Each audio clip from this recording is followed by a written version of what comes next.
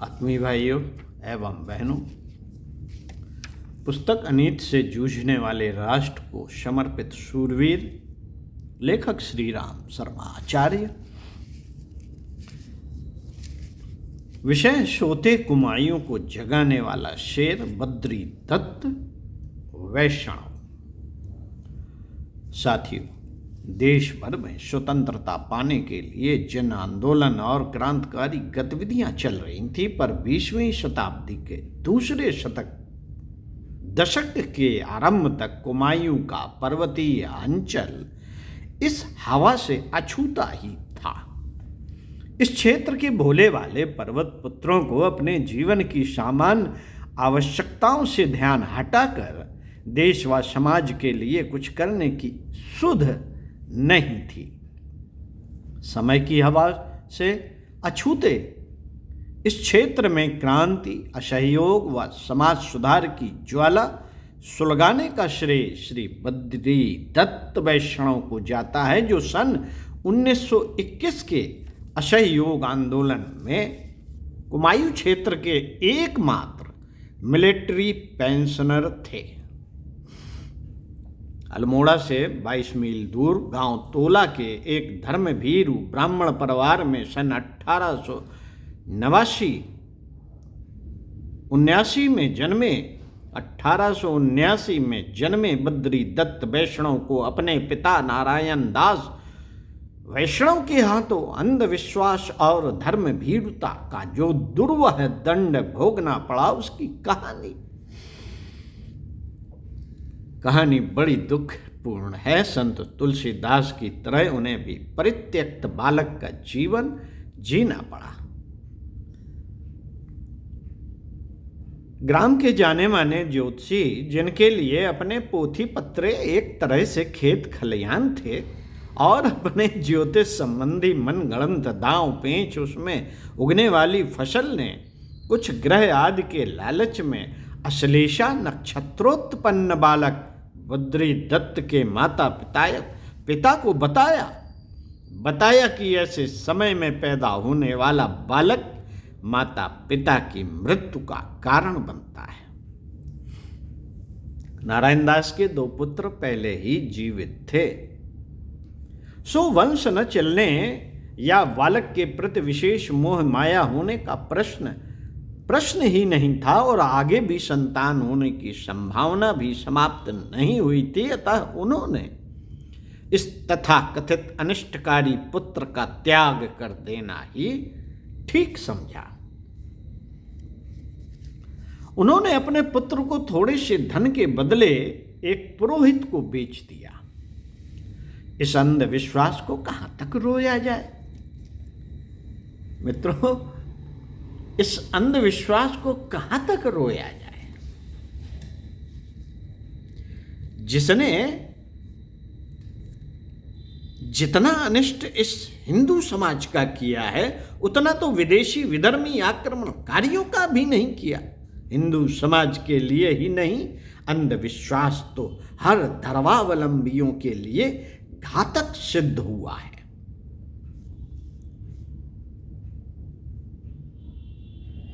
और हो रहा है। पुत्र अश्लेषा नक्षत्र में पैदा हुआ हो या धनिष्ठा में,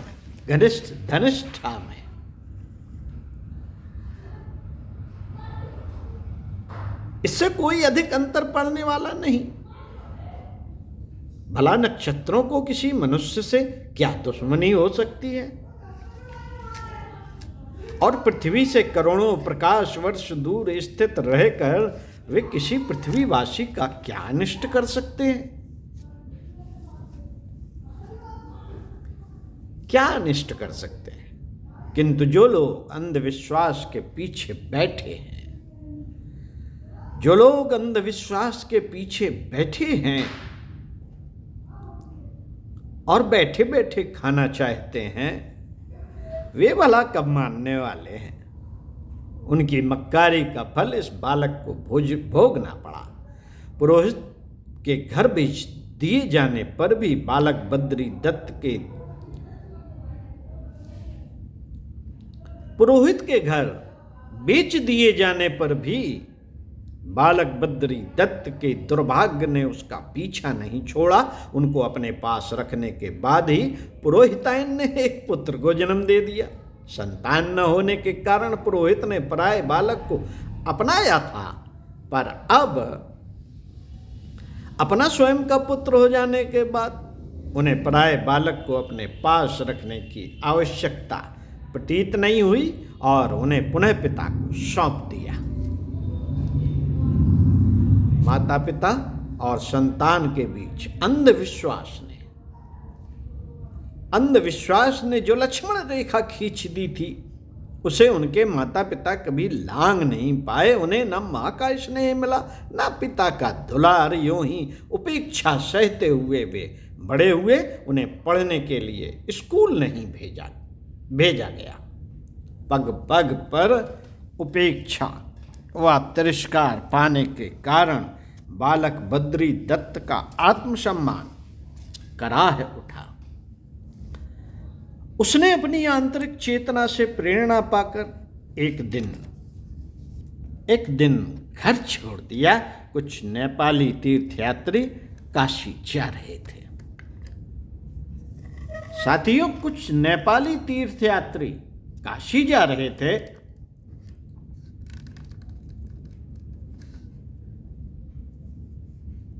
बालक ने सुन रखा था कि काशी शिक्षा व ज्ञान का केंद्र है, अतः उन्होंने वहां जाकर पढ़ लिखकर विद्वान बनने का निश्चय कर लिया। उन्होंने सोचा कि कुछ योग्यता प्राप्त कर लेने के बाद उन्हें माता पिता का प्यार मिल जाएगा। यदि नहीं भी मिले तो वे अपना जीवन तो बना सकेंगे। यदि नहीं भी मिला तो वे अपना जीवन तो बना सकेंगे। साथियों, जिस बालक को सहयोग नहीं मिला, पर जिसने अपनी सहायता स्वयं करने का निश्चय कर लिया, उसका बनना सुनिश्चित सा हो जाता है। किंतु इस ढंग का साहस थोड़े से ही व्यक्ति दिखाते हैं, बाकी अधिकांश तो कुंठित होकर रह जाते हैं। बचपन में उन्होंने जो तिरस्कार व कष्ट कठिनाइयां सही थीं, उससे वे कष्ट सहिष्णु हो गए थे तथा स्वयं अपनी राय बनाने की क्षमता पा गए थे। साथियों, काशी में उन्होंने 4-5 वर्ष तक संस्कृत का अध्ययन किया, जिससे उनका ज्ञान बढ़ा और जीवन के प्रति स्वस्थ दृष्टिकोण अपनाने में सहायता मिली। वाराणसी में जब प्लेग का प्रकोप हुआ तो वह अपने कुछ नेपाली सहपाठियों के काफिले के साथ अपने गांव लौट आए। उन्होंने सोचा था 4-5 वर्ष के वियोग से माता पिता के हृदय में सोया वात्सल्य जाग पड़ेगा तथा अपने शिक्षित और स्वस्थ पुत्र को देखकर वे हर्षित हो उठेंगे। किंतु उनकी आशा के विपरीत उनके पिता ने अपने मरियल पुत्र को हष्टपुष्ट दशा में लौटा देखकर उसे मूर्तियां चुराने वाले गिरोह का सदस्य समझ लिया तथा और भी उपेक्षा का व्यवहार किया। बद्री दत्त के स्वाभिमान पर यह एक और चोट थी। वे इस चोट से तिलमिला उठे। उस बालक के मन में उस समाज के प्रति कितना आक्रोश उपजा होगा जिसे उसके माता पिता ने एक ज्योतिषी की बेसिर पैर की बातों पर विश्वास करके एक पुरोहित के हाथ बेच दिया हो। पुरोहित ने भी उसे तभी तक अपनाया हो जब तक उसके कोई पुत्र उत्पन्न ना हो गया हो। ऐसे स्वार्थी समाज के प्रति उनके मन में आक्रोश होना अस्वाभाविक नहीं होता। किंतु आश्चर्य की बात तो यह है कि उसी व्यक्ति ने अपने 4 छोटे भाइयों को अपने खर्चे से पढ़ा लिखा कर काम धंधे से लगाया। आगे चलकर उसने उसी समाज के हित के लिए अपने प्राणों की बाजी लगा दी, जिसे उसने पग पग पर दुत्कारा था। उस समाज से उसने घृणा नहीं की, वरन उसमें फैली उन कुरीतियों, अंधविश्वासों और विकृतियों से जूझना आरंभ किया जो उन्हें दुख देने का कारण बनी थी। साथियों, इस कारण उनका स्वामी दयानंद सरस्वती जैसे क्रांतिकारी, धर्म सुधारक, समाज सुधारक से साक्षात्कार होना व उनके उपदेशों से प्रभावित होना था। स्वामी जी जब वेदोक्त सिद्धांतों का प्रचार करने वहां पधारे, तब उन्होंने अपने मन की बात स्वामी जी को बताई। संक्षेप में परिवार और समाज द्वारा मिले तिरस्कार का वर्णन भी उन्होंने किया। इस पर स्वामी जी ने उन्हें बताया कि जो कुछ तुम्हें समाज ने प्रत्यक्ष व परोक्ष रूप में अनुदान दिया है वह हिमालय है। उसकी तुलना में यह तिरस्कार राई सदृश भी नहीं। अतः उन अनुदानों को देखो जो तुम्हें मिले हैं। तिरस्कार को देखोगे तो तुम अपना भी अहित करोगे और समाज का भी। समाज के अनुदानों को पहले छुपा लो। स्वामी जी के इस प्रकार के निर्देश ने उनके जीवन की दिशा ही बदल दी। वे बचपन में माता पिता की रुखाई से त्रस्त हो आक्रोश में भरकर ब्रिटिश सेना में भर्ती हो गए थे। जब वे सेना में भर्ती हुए, उन दिनों कुमायूं ब्राह्मणों की भर्ती बंद थी, तो वे वीर सिंह के छद्म छत्री नाम से सेना में भर्ती हो गए। सैनिक जीवन में उन्हें रंगून, मांडले, लाइस्यो, छिदविन तथा मौलिन आदि छावनियों में रहना पड़ा था। वे अपनी सूझबूझ एवं कर्तव्य परायणता के कारण सामान्य सिपाही से फर्स्ट ग्रेड सिग्नलर पद तक पहुंच गए। First grade. स्वामी दयानंद के संपर्क में आने पर उन्हें ज्ञात हुआ कि वे अब तक केवल पशु धर्म ही पाल रहे थे, अपने लिए ही जी रहे थे, जो मनुष्य जैसे प्राणी की गरिमा के लिए उपयुक्त नहीं। उन्हें मानव धर्म पालना चाहिए, अपने लिए ही नहीं समाज के लिए जीना चाहिए, अपने सुख का ही नहीं समाज के सुख का भी ख्याल रखना चाहिए। इसी दृष्टि को पाकर वे छुट्टियों में घर आए और अपने 2 छोटे भाइयों को अपने साथ वर्मा ले गए। उन्हें पढ़ा लिखा कर काम पर लगा दिया। वे दयानंद सरस्वती के सुधारवादी आंदोलन से बहुत प्रभावित हुए थे। यदि इस प्रकार धार्मिक व सामाजिक रूढ़ियों तथा अंधविश्वास को समाप्त किया जा सके तो पीछे आने वाली पीढ़ियों को उनका शिकार न होना पड़े। यह सोचकर वे स्वामी जी के बताए अनुसार समाज सुधार की प्रवृत्तियों का प्रचार प्रसार करने लगे। सेना की नौकरी करते हुए आंशिक रूप से, बाद में पूर्णकालिक रूप से वे इस कार्य में लगे रहे। मित्रों, सेना की नौकरी से मुक्त होते ही उन्होंने धार्मिक पाखंड और अंधविश्वास को मिटाने, सामाजिक कुरीतियों का कचरा जनमानस के मस्तिष्क से बहारने के लिए अपने गांव आ गए और धौली में मकान बनाकर रहने लगे। यहीं से उनका ध्येय समर्पित जीवन आरंभ हुआ। वे गांव-गांव जाकर स्वामी जी के बताए हुए सिद्धांतों का प्रचार करने लगे। उन्होंने अछूतों और महिलाओं के साथ किए जाने वाले अन्याय का खुलकर विरोध किया। उनके इस प्रचार से अंधविश्वासी जनता व पाखंडी लोग नाराज हुए, किंतु विवेकशील और नवयुवक उनका साथ देने लगे। इस प्रकार उनका सुधार कार्य चल निकला। ग्राम ग्राम में एक विचार से प्रेरित होकर लोग शिक्षा व ज्ञान का प्रचार प्रसार करने लगे। इस कार्य में श्री वैष्णव की भूमिका नायक जैसी रही। साथियों, सामाजिक कुरीतियों से जनता को मुक्त कराने के साथ साथ उन्होंने अंग्रेजी शासन का भी विरोध किया, क्योंकि बिना राजनीतिक स्वतंत्रता पाए राष्ट्र का सर्वांगीण विकास संभव नहीं था। स्वयं उनके मार्गदर्शक स्वामी दयानंद स्वतंत्रता के प्रबल समर्थक थे।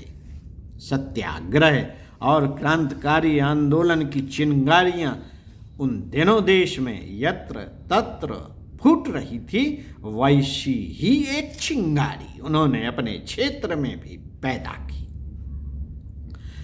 अंग्रेजों द्वारा प्रदेश की जनता पर लादी गई कुली प्रथा से मुक्ति पाने के लिए उन्होंने प्रबल जन आंदोलन छेड़ा। लोग कहते हैं कि फौज का सिपाही व तांगे का घोड़ा दूसरा कोई काम नहीं कर सकते,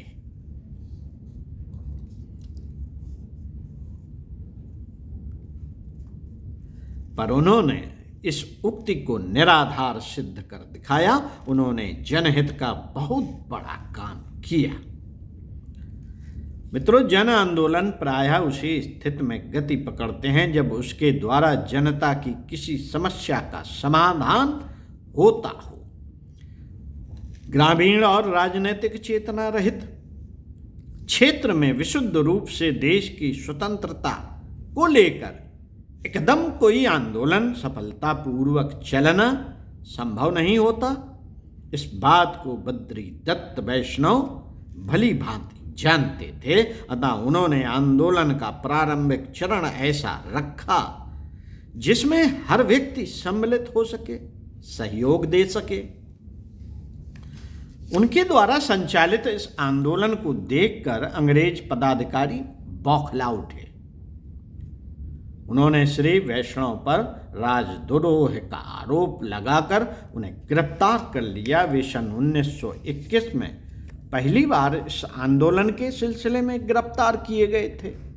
अल्मोड़ा की जिला अदालत में उन पर मुकदमा चलाया गया। उनके भाई मोतीराम भी इस आंदोलन में उनके साथ थे। दोनों भाइयों को 1-1 वर्ष के सश्रम कारावास की सजा दी गई। उन्हें बरेली तथा फरीदाबाद जेल में रखा गया। उनके साथ प्रसिद्ध सत्याग्रही पंडित बद्रीदत्त पांडे भी रहे थे। उन्होंने अपनी पुस्तक में वैष्णव जी की वीरता व साहस की मुक्त कंठ से प्रशंसा की है। शरीर तो पहले ही वृद्ध और जर्जर हो चुका था। जेल की कठोर यंत्रणा ने उसे और भी नकारा कर दिया, पर उनकी उमंगें अभी भी नव युवकों जैसी थी। जेल के बाहर निकलकर वे पुनः जन जागरण में लग गए ताकि देश को शीघ्र विदेशी शासन से मुक्ति मिल सके। स्वतंत्रता और समाज सुधार के क्षेत्र में उन्होंने अपनी आयु को देखते हुए जो कार्य किया है वह वृद्धों के लिए सीख और युवकों के लिए चुनौती जैसा है। मित्रों, उन्होंने अकेले ही इस आंदोलन में भाग नहीं लिया था। वे स्वयं ही देशभक्त नहीं बने थे, वरन अपने परिवार के सदस्यों को भी उन चिन्हों पर चलाना अपना गौरव समझा था। उनके पुत्र भी कर्म क्षेत्र में आ कूदे। सन 1940 के सत्याग्रह आंदोलन में भाग लेने के लिए उन्होंने अपना नाम महात्मा जी के पास भेजा, पर उनके स्वास्थ्य और आयु को देखते हुए उन्हें आज्ञा नहीं मिली। आज्ञा मिली उनके पुत्र विद्याधर वैष्णव को। विद्याधर वैष्णव ने अपने पिता के स्थान पर भारत छोड़ो आंदोलन में भी भाग लिया। श्री विद्याधर को इस आंदोलन में भाग लेने के कारण 5 वर्ष का कारावास भोगना पड़ा तथा उनके परिवार की सारी संपत्ति कुर्क करके नीलाम कर दी गई। इस प्रकार पंडित बद्री दत्त वैष्णव ने अपनी मातृभूमि के लिए सर्वस्व समर्पित कर दिया। पुत्र जेल काट रहा था और वृद्ध अशक्त पिता जाने किस शक्ति के सहारे घर घर जाकर आजादी का अलख जगा रहे थे। उन बूढ़ी हड्डियों में न जाने कहां से इतनी ताकत आ गई थी कि वे घर घर गांव गांव जाकर लोगों को स्वतंत्रता प्राप्ति के लिए विदेशी हुकूमत से टकरा जाने का आह्वान कर रहे थे। अंग्रेजी सरकार ने उन्हें बंदी बनाना चाहा, पर उनके वृद्ध शरीर और जर्जर स्वास्थ्य को देखते हुए पकड़कर छोड़ दिया। गांधी जी की विदेशी शिष्या सरला बेन ने उन्हें कौन सी वचनोदा के पास रखे गए सत्याग्रही परिवारों की देखरेख का भार सौंप दिया। ओम शांति।